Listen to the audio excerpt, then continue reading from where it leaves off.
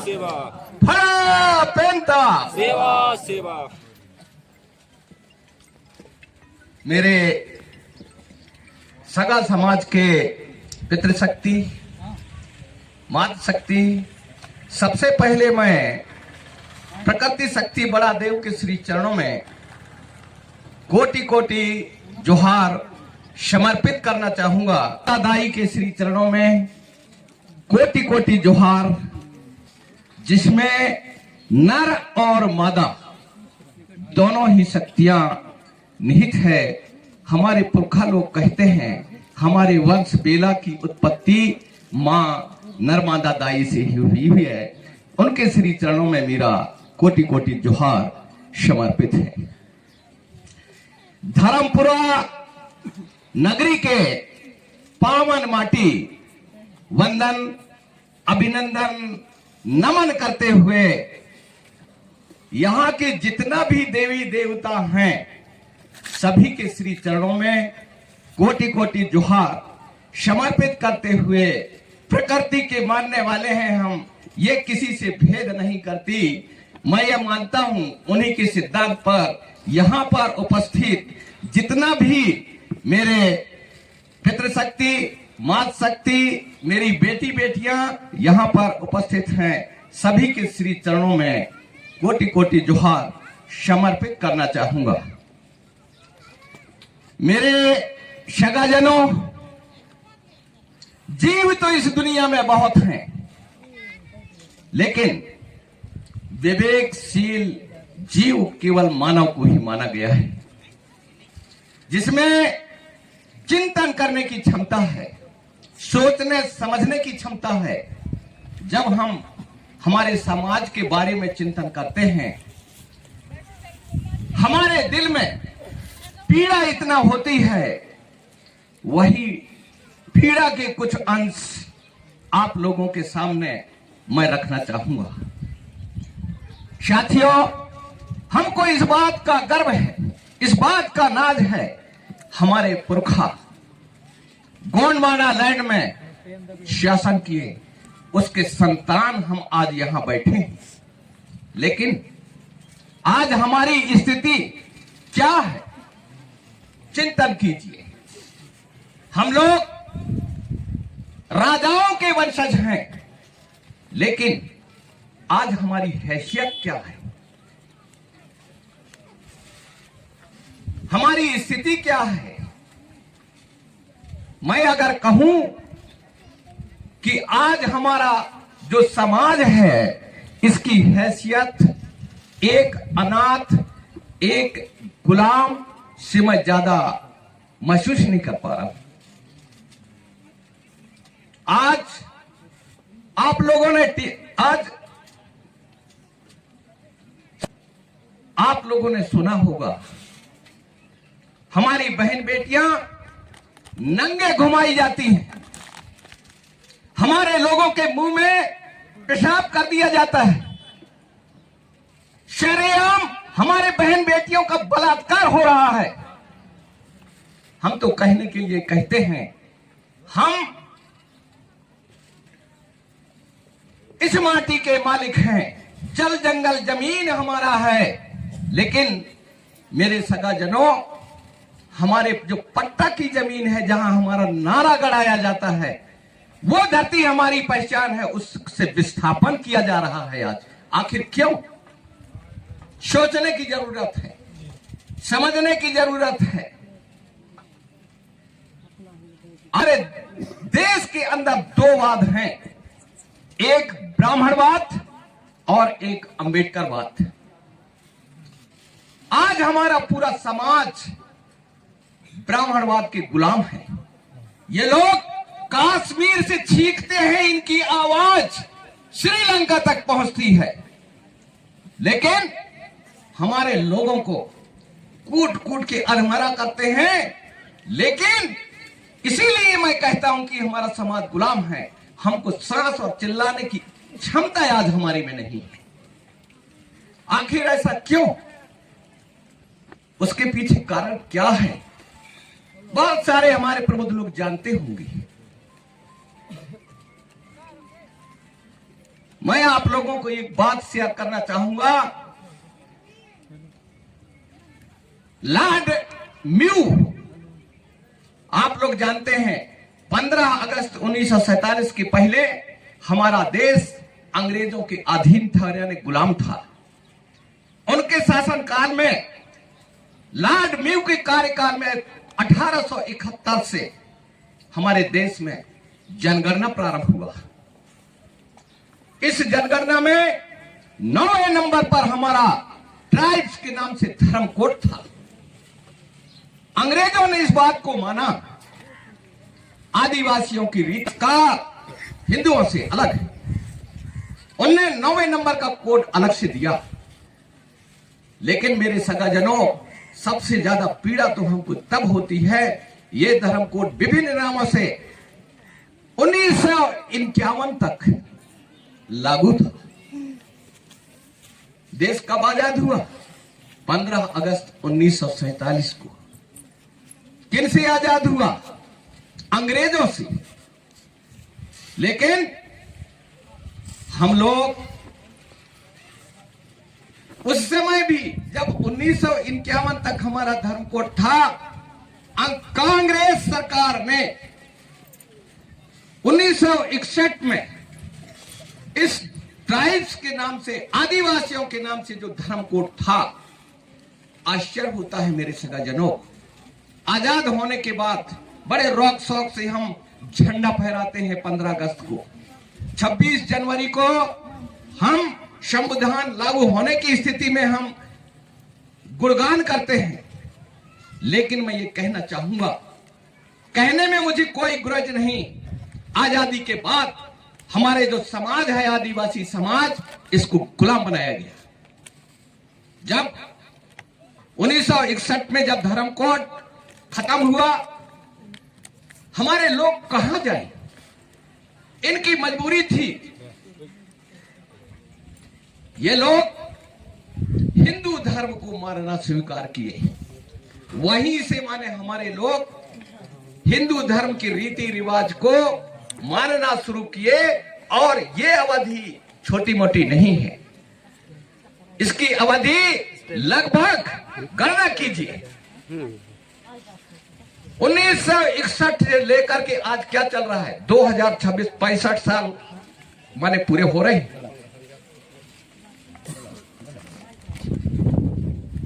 हमारा पूरा समाज हिंदू धर्म का गुलाम हो चुका है।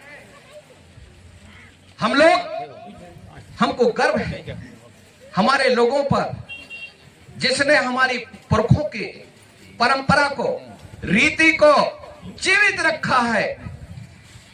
उसी के शुभ अवसर पर यहां हम एकत्र हुए हैं। लेकिन हम मान मर रहे हैं, हमको संवैधानिक अधिकार हमको नहीं है। है कोई धर्म कोड आदिवासियों का? तो बताइए। आज भी हमारा कोई कोड नहीं है।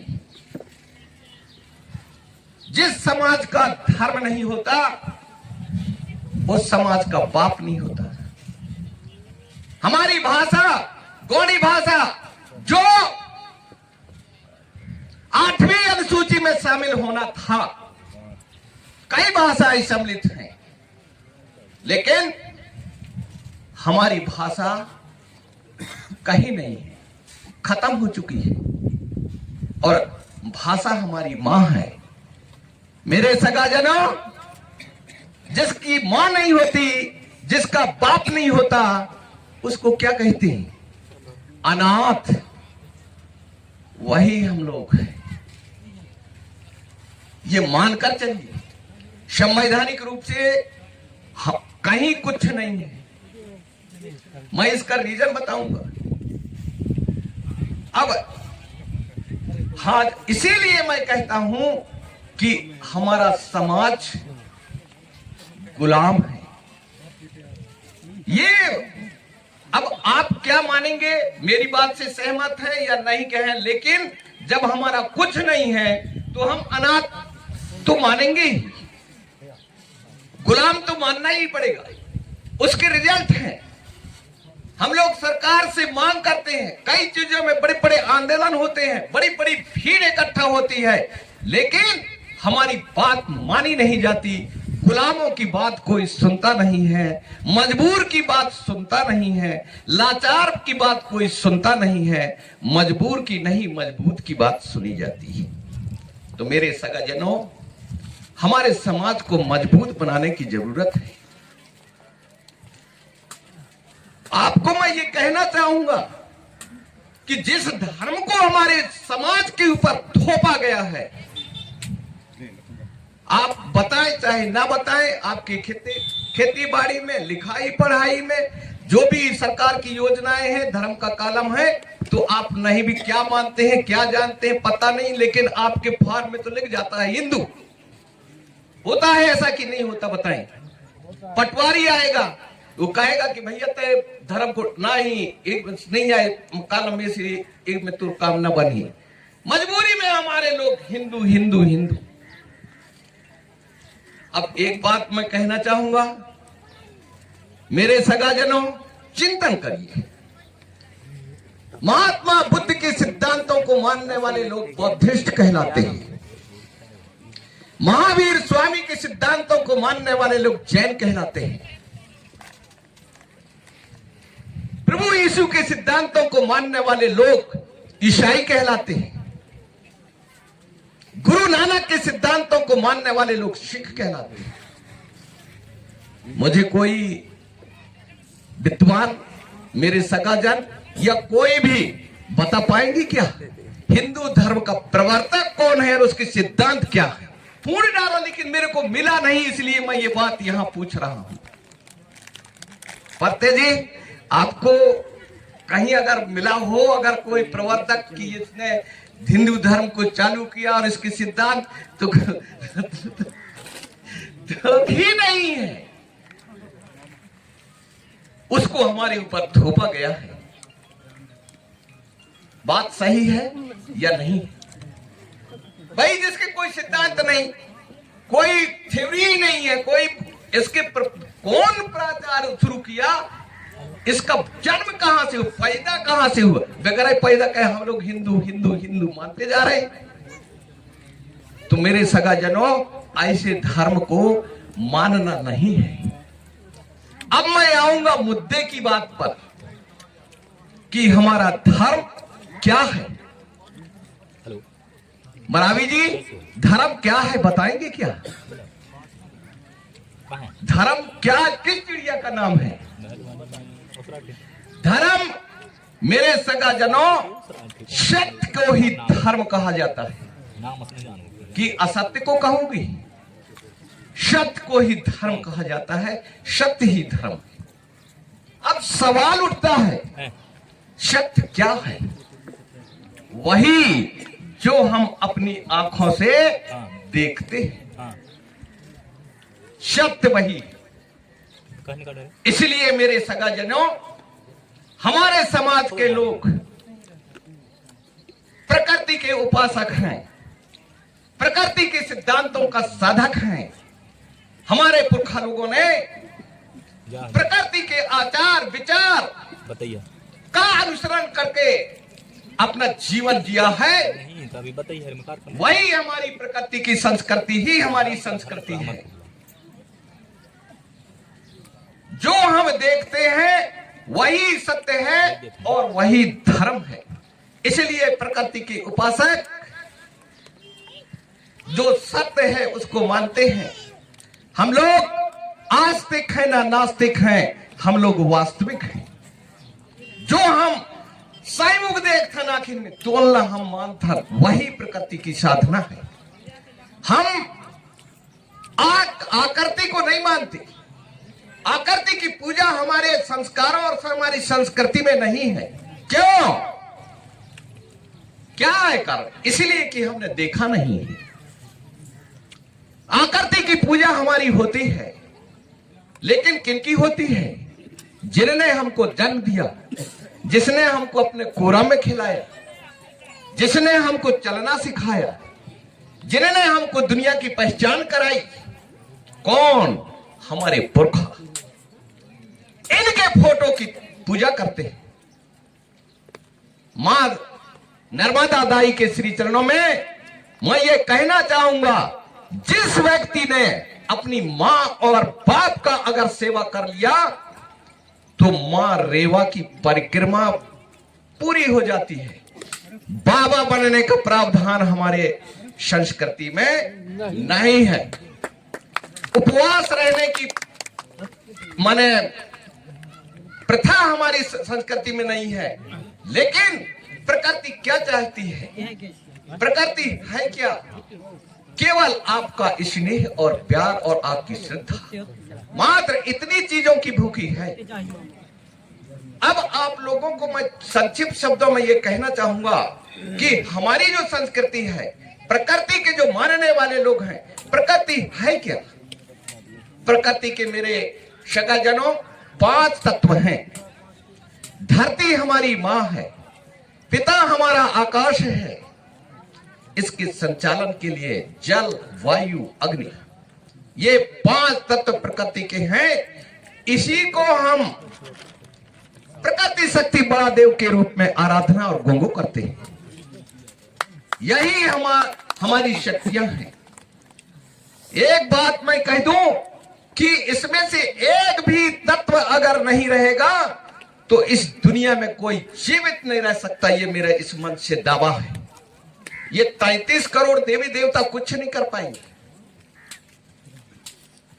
तो मेरे सगाजनों, ये प्रकृति है। प्रकृति के 5 तत्व हैं जिसको हम बड़े देव के रूप में आराधना करते हैं, गोंगो करते हैं। और इसमें इतना पावर होता है कि यही भगवान है। भासे भूमि, गासे गगन, वासे वायु, आसे अग्नि, नासे नीर, यही भगवान है। इसके अलावा दुनिया में कोई दूसरा भगवान नहीं। इस बात को नोट कर लें। बाकी जो भगवान है जिनने बनाया है वो मानते रहे, इससे हमको कोई दिक्कत नहीं है। जिसने हिंदू धर्म माने, हमको ब्राह्मणों से कोई दिक्कत नहीं है। लेकिन हमारा समाज ब्राह्मणवाद से गुलाम है, उससे मैं दावा करता हूं कि मुझे आपत्ति है। तो मेरे सगाजनों, हमारी संस्कृति और हिंदू संस्कृति जिसके गुलाम हैं हम, उसमें अंतर क्या है? अभी सर ने कहा, बहुत अच्छी बात कही उनने। मैं उनके जो बातें हैं उनका मैं समर्थन करता हूं। पहले जन्म, विवाह और मृत्यु हमारा क्या है? जब जन्म होता है हमारे बेटी बेटा का, तो हम उसका नारा गड़ाते थे जमीन में। वही हमारी पहचान है, जिसमें घनश्याम मरकाम जी ने कहा कि अगर जमीन नहीं रहेगी तो आपकी पहचान खत्म हो जाएगी। इसका रिश्ता है, इसका नाता है, परंपराओं से रिश्ता नाता है। आप सहमत हो या ना हो। हमारी हिंदू संस्कृति में झालर उतरवाते, हमारे यहां झालर नहीं उतारा जाता। बात रही पंडा पुजारी की, तो मैं ये कहना चाहूंगा, कहीं भूखा है, कहीं पंडा नहीं है। अब भूखा नहीं है, कहां से ढूंढे? अब हमारा दीख चले लेना घर में पूजा करे जाना चाहिए। अब पुराने ऐसा है, मरावियन तैन सीख गए तो बड़ा पंडा। वही हमारा हर काम में काम आता है। तो हमारे जो बाल, जब झालर का बाल काटने की बात आती है तो हमारे नात के लोग काटते हैं। हिंदुओं में नौआ आता है, इनके झालर उतारे जाते हैं। हमारे यहां आलर झालर का प्रावधान नहीं है। कि है? नहीं है ना भाई। मैं ज्यादा दिन नहीं आऊंगा, साल भर होता हूं, ऐसे हो सकते जहां भी सर जाऊंगा मला बताई दियो। तो दूसरी बात, विवाह संस्कार हमारा दवार भैया करता है। दवार भैया अगर नहीं आए कहूं तो हमारा नाता के काम बनाएगी। भावरी हमारी जो प्रकृति का जो आचरण है उसके अनुसार होता है। रुकावट है तो इसकी भी भावरी ऐसी किंजरती है। ऐसा ये अध्ययन कीजिए, चिंतन कीजिए। तो बेला अगर देखोगे आप जंगल में तो बेला भी ऐसे ही लपटता है। और सपोज अगर कहीं ऐसा हुआ, मान लीजिए शैतान का वास, इसमें कोई दो मत, परीक्षा करके देख लेना। मैं जो कह रहा हूं उन बातों को मारने की बिल्कुल जरूरत नहीं है। आप खुद आजमा कर देखिए। मैं ये नहीं कहता कि मैं सत्य कह रहा हूं। आप लोग चिंतन करके देखिए, सोच करके देखिए। तो कई ऐसी उदाहरण हैं, वक्ता भी बहुत हैं, इसलिए मैं ज्यादा उदाहरणों में समय नहीं करूंगा। लेकिन मैं ये जरूर कहूंगा कि आज जब मैं प्रकृति का अध्ययन करता हूं तो ये पाता हूं कि आज भी जो जंगली जानवर, जीव, पशु, पक्षी हैं, आज भी वो प्रकृति के आचार विचार का आज भी अनुसरण करते हैं, ऐसा मैं देखता हूं। लेकिन हमारे समाज के लोग अब जो हमारी प्रकृति, हमारी माँ बाप, धरती दाई, इनको छोड़ के और पता नहीं कौन कौन को मानने लगे हैं। ये अलग अलग बात है कि उनको नहीं मानना चाहिए और हमारी प्रकृति को मानना चाहिए। तो हमारा कोई बात नहीं, जानकारी